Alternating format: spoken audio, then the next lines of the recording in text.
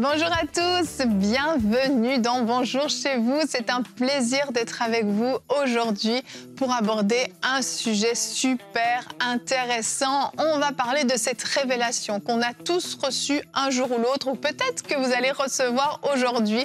Nous allons voir, oui, nous sommes fils et filles de Dieu. Quel privilège extraordinaire. Qu'est-ce que ça signifie exactement? Eh bien, pour parler de ce thème très intéressant, j'ai Aurélie avec moi, mais j'ai aussi un invité qui va être avec nous pour quelques jours, Carlos Catari. Bonjour. Merci. Carlos. Merci. Salut Aurélie. Coucou. Quel plaisir de t'avoir. Certains disent, mais j'ai déjà entendu ce petit accent. Eh oui, on t'a eu en capsule dans Bonjour chez vous. Oui, j'étais en voyage. La même chose. T'étais en voyage, exactement. Et on t'a avec nous, Carlos. Tu es un enseignant, vraiment, de la parole, un prédicateur. Tu te déplaces partout parce que tu peux prêcher dans 3 langues différentes, c'est ça? Presque 4 des fois. Le moldave, tu parles moldave aussi, hein? Là-bas, ils parlent russe et roumain. Mais non, mais je ne me rends pas là encore. Non, pas encore, pas loin. Oui. Mais tu parles espagnol, anglais, français et tu prêches un peu partout. Tu partages ton témoignage qui est assez extraordinaire. Ancien homosexuel, tu es venu au Seigneur et tu vis des révélations que tu transmets autour de toi sur tout un tas de choses et dont cette révélation de l'identité d'enfant de Dieu, c'est ça? Cette identité, on comprend l'identité d'enfant de Dieu, je dirais que c'était la plus importante chose dans tout mon cheminement. Donc, on va parler de ça. C'est tellement important. Et tu feras une rubrique justement tout à l'heure, réponse d'experts. Tu vas nous dire ce que ça signifie exactement d'être enfant de Dieu. Et de façon pratique. De façon pratique, c'est ça. Parce qu'en fait, le titre le dit, c'est une révélation. Donc, ça ne se passe pas forcément dans la tête. Ça doit se recevoir, mais il y a des explications. La parole vient nous éclairer et amener cette révélation pour qu'on comprenne. Et pour nous donner la sécurité de cette position d'enfant. Exactement, c'est super important. Et je le dis, tu es papa de jumeaux quand même. Et ça, c'est fort. Ça, c'est très fort. Et ils sont un an. Et en plus, ils donc, ont un an. On est content que tu sois là. Et si on voit quelques cernes sous tes yeux, on peut... justifié. Non, mais déjà, un enfant, c'est difficile, mais alors 2, là... Je suis très impliqué, donc c'est vraiment intense. Oui, tu es un super papa, un super époux. D'ailleurs, demain, tu vas nous parler du mariage, mais on en parlera en fin d'émission. Mais tu as plein de choses à nous partager cette semaine. Merci encore d'avoir accepté l'invitation. Au plaisir, c'est un plaisir vraiment. Excellent. Allez, c'est parti, on va recevoir cette révélation. On commence avec toi, Aurélie, dans la pensée du jour.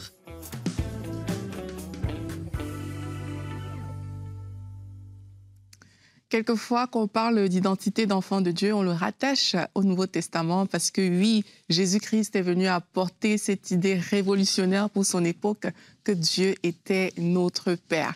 À l'époque, ils l'ont connu comme Yahweh, le Sauveur, non, même pas le Sauveur, le Sabaoth, Yahweh, Rapha, le pourvoyeur, etc. Mais quand Jésus-Christ est venu, il a parlé de la notion de Père, mais c'était une révolution pour eux. Et aujourd'hui encore, il y a même des religions dans lesquelles on dit, mais Dieu, il ne peut pas avoir d'enfants, etc. Donc, comme quoi, c'est vraiment quelque chose d'important qu'il faut avoir comme révélation. Et quand tu acceptes Jésus-Christ, bien sûr, comme ton Seigneur, comme ton Sauveur, tu deviens cet enfant de Dieu. Aujourd'hui, je ne veux pas vous parler de ça au niveau du Nouveau Testament, mais je vais vous parler de Moïse, parce que moi, au niveau de l'identité, quand j'ai lu dans la parole ce que Moïse a fait, je me suis dit, lui, il avait compris quelque chose sur l'identité que peut-être même aujourd'hui, plusieurs personnes n'ont pas encore compris. Et la Bible, en parlant de Moïse, nous dit dans Hébreux 11 au verset 24 que par la foi, Moïse, étant devenu grand, refusa d'être appelé fils de la fille de Pharaon. Vous savez, quand on parle de fils, on parle d'une identité, choisissant plutôt d'être dans l'affliction avec le peuple de Dieu que de jouir pour un temps des délices du péché. Donc là, on nous dit que Moïse, il a choisi un camp en fait. Il y avait Pharaon dans tout le pays d'Égypte. Il a refusé d'être appelé le fils de la fille de Pharaon parce qu'il a choisi le peuple de Dieu. En fait, il s'est positionné dans son identité à ce moment-là qui était directement rattaché à Christ, parce que plus tard, on nous dit qu'il voyait comme dans l'invisible, en fait. Donc, il a choisi cette chose. Et qu'est-ce que la révélation de cette identité a fait pour Moïse à son époque? C'est que Moïse s'est dissocié clairement de l'Égypte. À côté de ça, il a accepté de souffrir avec le peuple de Dieu. Il a embrassé son rôle de libérateur. Il a marché avec Dieu dans l'intimité comme personne à son époque et il a servi le Seigneur avec fidélité. Voilà ce que la révélation de l'identité de Moïse a produit dans sa vie. Et aujourd'hui, lorsqu'on voit des personnes qui, malgré qu'elles connaissent des versets bibliques, n'ont pas une relation vraiment intime avec Dieu, lorsqu'on voit qu'elles ne sont pas vraiment dissociées du monde, mais qu'elles continuent à poser certaines actions, des personnes peut-être qui dépendent plus du regard de l'homme plutôt que de Dieu, des personnes qui poursuivent certains buts humains et qui ne manifestent peut-être pas leur autorité plutôt que de poursuivre les buts de Christ, c'est fort probable que ces personnes n'ont pas reçu la révélation de leur identité. Parce que lorsque tu reçois la révélation de ton identité, eh bien, qu'est-ce qui va se passer? C'est que tu auras cette conscience de l'identité qui va automatiquement avoir un impact sur tes valeurs, sur tes choix, sur les buts de ta vie, sur comment tu vois Dieu, sur l'abandon que tu as dans la présence de Dieu, sur l'intimité avec lui. Donc, si aujourd'hui, tu connais des versets bibliques qui parlent de Dieu notre Père, peut-être tu dis notre Père qui est aux cieux tous les jours, mais que tu sens à l'intérieur de toi que tu le vois comme un Dieu lointain, tu le vois comme quelqu'un qui est très éloigné de toi et il n'y a pas cette relation d'abandon entre toi et le Père, peut-être que tu as besoin d'avoir cette révélation. Et si c'est ton cas, la Bible nous dit dans Romains 8 au verset 16 que l'Esprit lui-même rend témoignage à notre esprit que nous sommes enfants de Dieu. Donc aujourd'hui, tu peux juste te placer devant le Seigneur et dire, Saint-Esprit, c'est toi qui rends ce témoignage. C'est toi qui vas me permettre de dire, Abba, Père. Abba, ça veut dire source, ça veut dire repère. Ça veut dire que tu es connecté directement à cette personne-là. C'est toi qui peux me donner cette révélation. Alors, Saint-Esprit, ouvre mon cœur. Tu peux faire cette prière et je te garantis que le Saint-Esprit est fidèle parce qu'il est venu pour glorifier Jésus. Il est là pour manifester Dieu le Père. Alors que tu fais cette prière avec sincérité et que tu commences à lire la parole de Dieu pour recevoir cette révélation de Jésus-Christ, ta vie ne sera plus la même. Amen. Amen. Comme d'habitude, Aurélie nous a fait une étude biblique dans sa pensée du jour. Non, mais sérieux, l'histoire de Moïse, moi, j'étais comme... En fait, il a reçu une révélation d'une identité. C'est vrai. Ça, c'est clair. C'est vrai. Et ça s'est manifesté concrètement, en fait. Quand tu reçois cette révélation, il y a une application directe, en fait, dans ta vie. Mais une révélation, c'est ce qu'on disait un peu en début d'émission, c'est que c'est pas juste de vouloir comprendre qu'on nous explique quelque chose, mais c'est quelque chose, c'est une conviction qui vient de l'intérieur. En fait, ça vient de ton esprit et c'est ce que tu citais à la fin. Tu parlais de Abba Père, c'est notre verset du jour, on va le regarder. Romains 8 au verset 15 et 16 nous dit que vous n'avez point reçu un esprit de servitude pour être encore dans la crainte, mais vous avez reçu un esprit d'adoption par lequel nous crions Abba Père. L'Esprit lui-même rend témoignage à notre esprit que nous sommes enfants de Dieu.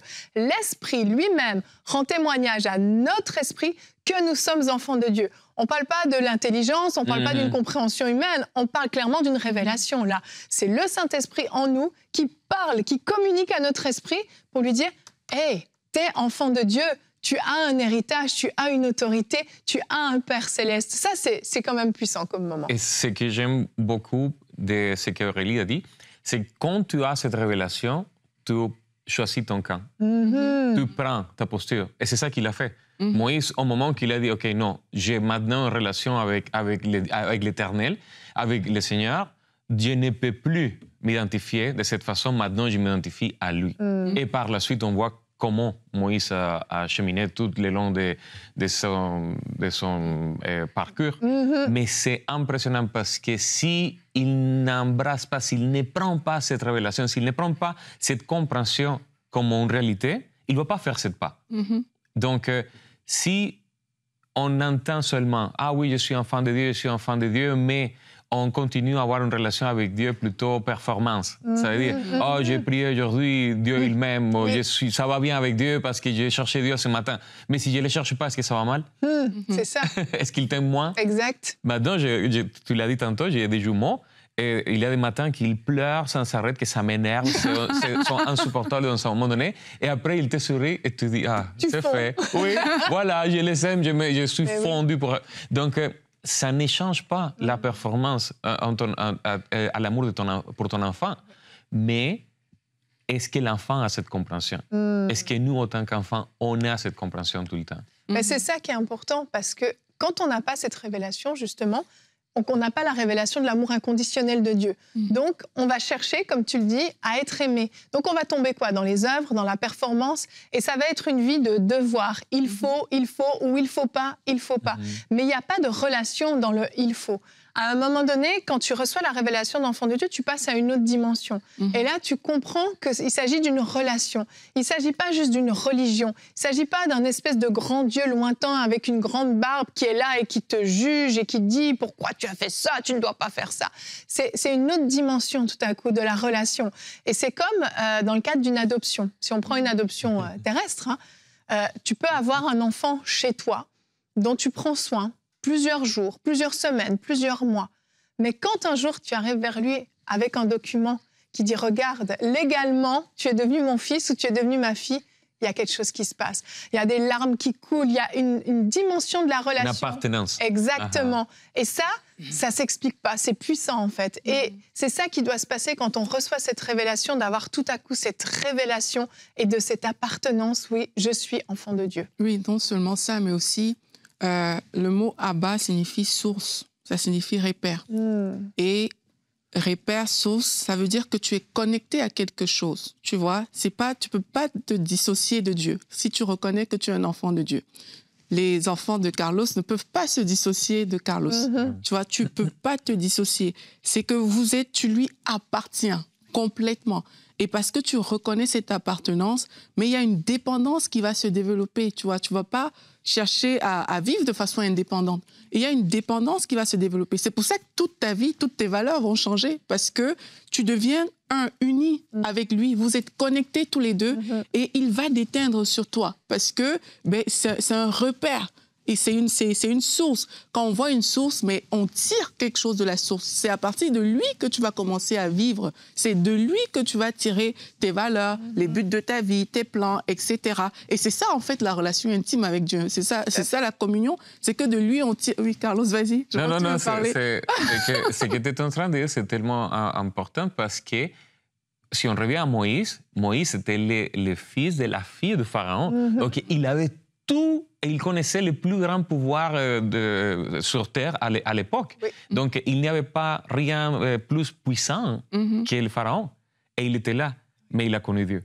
Et il a eu cette rencontre avec Dieu, il a eu cette moment, cette face-à-face qui lui a fait comprendre que Dieu était supérieur à tout, même à ce qu'il connaissait, qui était déjà le plus grand qui existait sur Terre. Donc, au moment que tu as cette révélation de qui est Dieu, comme ton Père, tu abandonnes tout. Tu mets tout de côté, même ce qui semble puissant et fort et grand et même imbattable. Oui. Parce qu'il semblait imbattable, le Pharaon.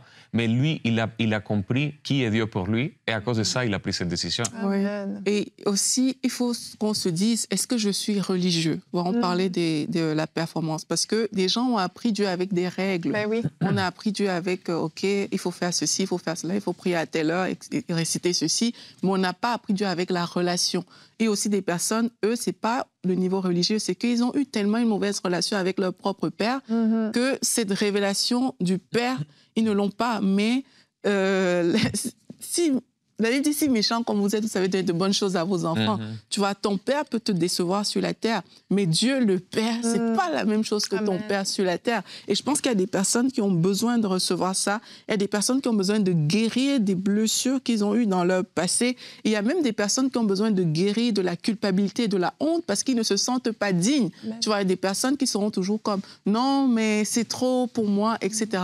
Je pense qu'il faut vraiment avoir cette révélation. Et si on sent qu'on a cet arrière-plan à l'intérieur de nous, décider d'exposer ça au Seigneur pour le briser aussi. Amen. On a déjà dit plein de choses, je sais. On a un peu marché sur ta rubrique, mais c'est pas grave, je vais te laisser la parole. On va enchaîner. On va voir dans la rubrique Réponse d'experts que signifie être enfant de Dieu.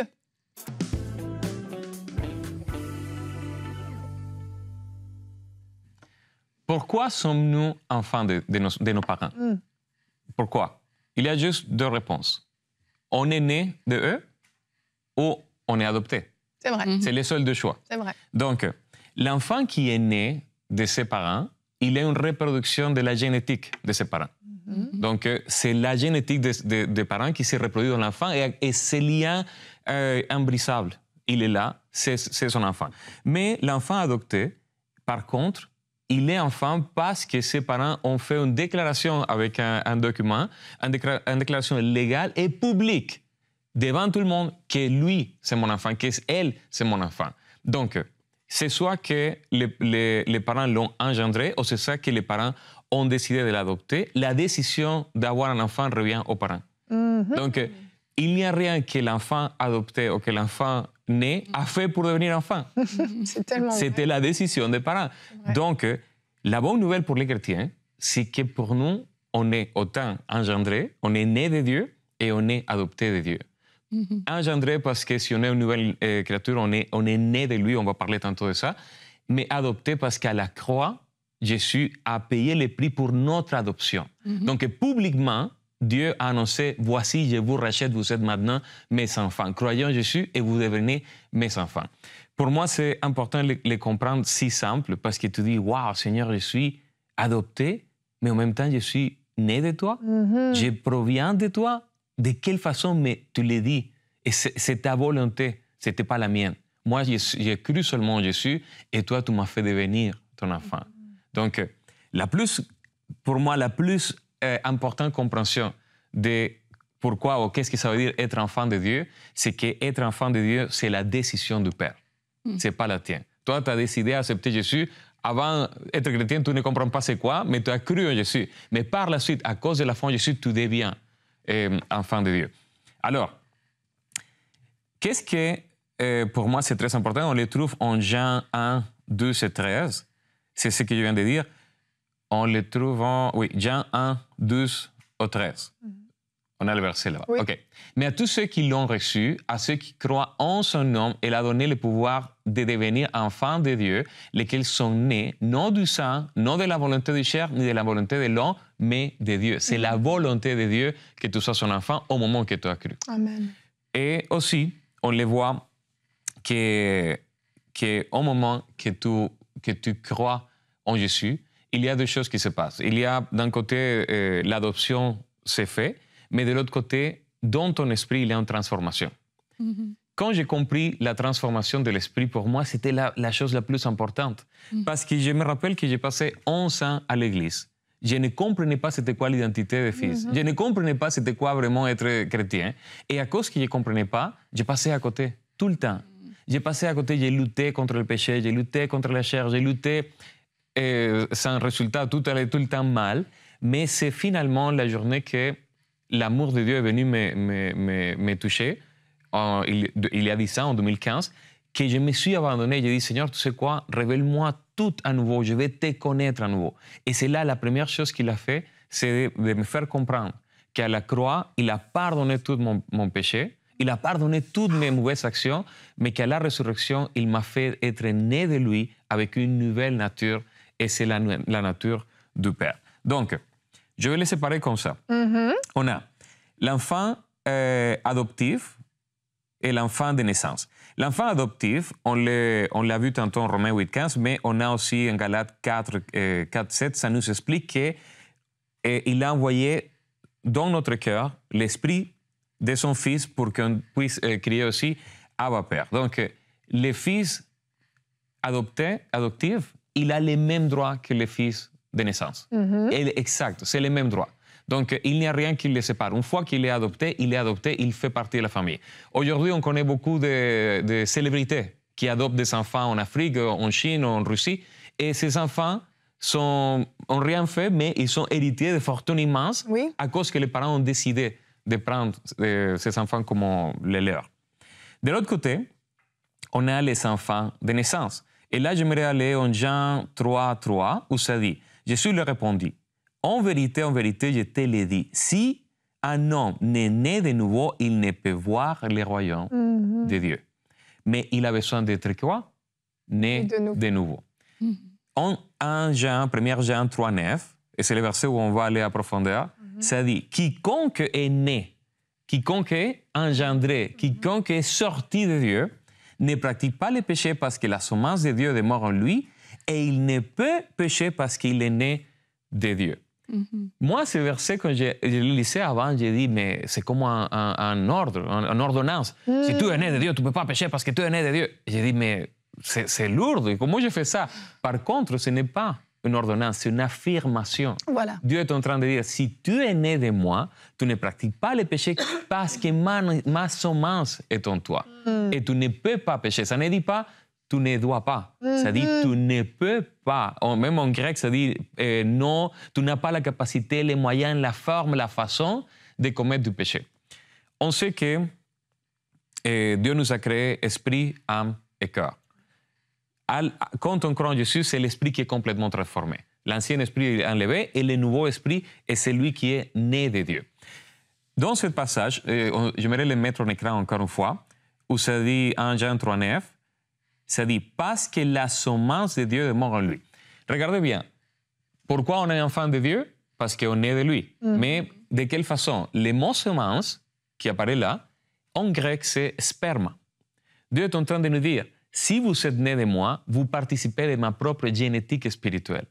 Parce que c'est de cette façon qu'on est produit dans cette terre, au moyen de la génétique. Et là, Dieu est en train de te dire, si tu es né de moi, si tu as cru en Jésus, tu es né de moi et tu participes dans ton esprit de ma propre génétique. C'est pour ça que tu ne peux pas pécher, parce que dans ma génétique, il n'y a pas de péché, dans la tienne non plus. Ça, c'est la réalité de notre esprit. On comprend qu'autant que chrétien, on commet des péchés, mais ça se passe dans l'âme. C'est quand l'âme ne marche pas selon l'esprit, mais elle marche selon la chair, là, elle tombe dans le péché, mais dans l'esprit, tout est fait et accompli, c'est scellé. Là, dans l'esprit, tu es son fils, tu as sa nature, tu es un avec lui. Saint-Esprit habite avec toi. Il t'a fait compatible à lui-même pour qu'il puisse venir vivre dans ton cœur. Donc, quand j'ai compris ça, j'ai dit, waouh, Seigneur, c'est impressionnant.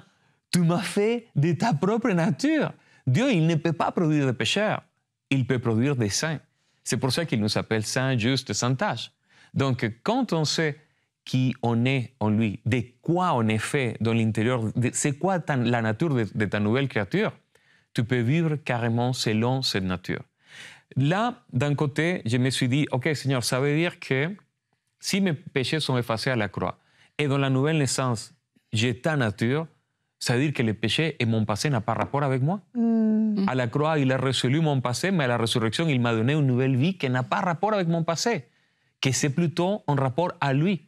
Donc, d'un côté, je suis limité à ne plus vivre selon ce que je faisais parce que ça ne correspond plus avec qui je suis. Mais de l'autre côté, ça me propulse maintenant à m'aligner avec ses plans, avec ce que lui, il veut, avec les buts qu'il a pour ma vie, parce que maintenant, on est un avec lui. Amen. Ça, pour moi, c'était une des révélations les plus importantes. Si on comprend qui on est dans l'esprit, on peut marcher carrément par l'esprit. Galates 5, 16, il est dit, je pense qu'on a ce verset, j'ai dit donc, marchez selon l'esprit, où on a la nature de Dieu, où on est un avec Dieu, où on est scellé avec Dieu, et vous n'accomplirez pas les désirs de la chair. Ce n'est pas à toi, c'est à la chair. La chair, elle a de mauvais désirs. Elle va encore t'amener des désirs. Même si tu es né de nouveau, la chair, elle a encore accès à l'âme pour attaquer, pour donner des pensées, des désirs contraires. Mais si tu restes dans ta pensée, dans la réalité de l'esprit, dans qui tu es, dans cet enfant que tu es en lui, tu ne vas pas accomplir ce que la chair te fait sentir. Donc, quand j'ai compris ça, j'ai dit, waouh, Seigneur, alors je suis libre. Je suis libre. Tu m'as libéré de mon passé et mon présent, c'est maintenant en toi. Donc, je suis libre pour avoir un futur selon ce que tu avais planifié. Et voici aussi qu'est-ce que je comprends, que parce que c'est un fait, c'est une réalité, parce que ton passé est complètement effacé et la nouvelle nature, c'est lui en toi, c'est sa nature en toi. Tu es héritier avec Jésus, tu es héritier avec Christ, mais cet héritage, c'est au-delà de ce qu'on aimerait. Tu sais, on dit, j'aimerais hériter des châteaux, des comptes bancaires, des choses matérielles. Mais il y a un héritage beaucoup plus immense que tous les biens sur cette terre, et c'est le royaume des cieux dans ton cœur. Il y a, pour moi, un passage très intéressant, ça se trouve en Luc 22, 29. C'est pourquoi il dit, c'est Jésus qui le dit, « Comme mon Père m'a donné les royaumes, je vous les donne à mon tour. » Donc, il a reçu le royaume du Père, mais il nous le donne à nous aussi. Et Daniel 7, 14, c'est une prophétie à propos de Jésus. On comprend que Jésus, c'est un roi éternel, mais il y a eu un moment donné sur terre qu'il y a eu ce transfert. Et là, ça dit, Daniel 7, 14, ça dit, on lui a donné la domination, la gloire et le règne, et tous les peuples, les nations et les hommes de toute langue l'ont servi. Sa domination est une domination éternelle qui ne cessera pas, et son royaume ne serait jamais détruit. Ça, c'est le royaume de Jésus. Mais quand on a cru en Jésus, on a aussi hérité ce royaume. Moi, chaque fois j'entends parler, non, le royaume de Dieu est venu, le royaume des cieux s'est manifesté, j'avais la difficulté à comprendre parce que pour moi, un royaume, c'est un château immense ou une ville qui est comme clôturée, je ne sais pas. Donc, pour moi, je ne comprenais pas.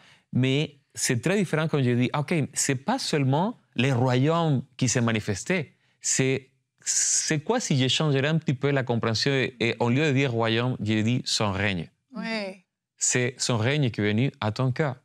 Parce que le royaume de Dieu sur terre, c'est Dieu qui règne dans le cœur de l'être humain. Chose qui ne passait pas avant. Ça ne se passait pas comme ça. Quand le Seigneur est venu régner dans le cœur de l'être humain, c'est là que le royaume commence à se répandre. C'est là qu'on, par la prédication de l'Évangile, on conquérit l'autre personne, on conquérit et le royaume commence à se répandre. C'est là que j'ai compris, c'est le plus grand héritage que l'enfant de Dieu peut recevoir, c'est le règne de Dieu dans son cœur. Amen. Médite au fait que tu es adopté et tu es engendré, que tu proviens de lui, de l'intérieur de lui, mais que légalement et publiquement, il t'a déclaré son enfant. Médite au fait que tu es engendré et que tu es adopté de Dieu. Amen. Merci, Carlos. Waouh! C'est tellement puissant quand on s'arrête et qu'on prend le temps de méditer sur ça. C'est extraordinaire. Je t'écoutais et je me disais, c'est un peu comme quelqu'un qui a un passeport diplomatique. Il le possède, il a tous les droits qui vont avec, mais si à la frontière, tu ne le sors pas, il ne te sert à rien, en fait. Tu es comme tout le monde. Et parfois, nous, les enfants de Dieu, on se comporte un peu comme ça. On a tout cet héritage dont tu parles, on a le règne de Dieu en nous, on a tout ça, mais on ne s'en sert pas en fait et on continue à marcher selon la chair, alors qu'il y a tellement plus. Notre nature a été changée. Ça, c'est extraordinaire. Quand on comprend ça, on comprend beaucoup de choses. Amen. Merci, Carlos. Ah, j'aime ce thème, j'aime vraiment. J'espère que vous avez été bénis, que je crois vraiment que certains ont les yeux qui se sont vers les yeux spirituels et il y a une compréhension nouvelle. Et comme Carlos l'a dit, méditez sur ce thème. C'est la parole qui produit le renouvellement de l'intelligence. Il y a des mentalités parfois qui doivent tomber dans ce genre de domaine. Vous n'arrivez pas à recevoir la révélation parce que, comme Aurélie le disait, peut-être que vous avez eu un modèle de père qui était extrêmement dur et ça bloque. Peut-être que vous avez eu des enseignements tellement erronés qu'il y a des forteresses qui doivent tomber. Alors plus vous allez méditer la parole de Dieu, plus elle va produire le changement en vous et peu à peu vos yeux vont s'ouvrir et vous allez recevoir cette révélation extraordinaire. Carlos, je le disais en début d'émission, demain on va parler du couple. Alors on va se dire, tiens, c'est bizarre avec un parcours comme le sien, il va nous enseigner des choses sur les femmes. Eh oui, y a-t-il un mode d'emploi pour comprendre les femmes? On verra que c'est lié à ton témoignage. Et beaucoup se posent la question, moi-même je l'ai déjà posée parfois.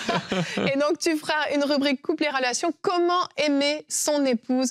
Ça va être une rubrique, une émission en fait, très concrète, vraiment. Pour vous, messieurs, mais pour vous, mesdames aussi, je crois que tout le monde va y trouver son intérêt. Et si vous êtes célibataire, préparez-vous, prenez déjà des notes. Tout ce qui est emmagasiné, ça vaut la peine et ça évite des prises de tête à venir. Allez, merci à tous les deux. On se retrouve demain. Bonjour chez vous.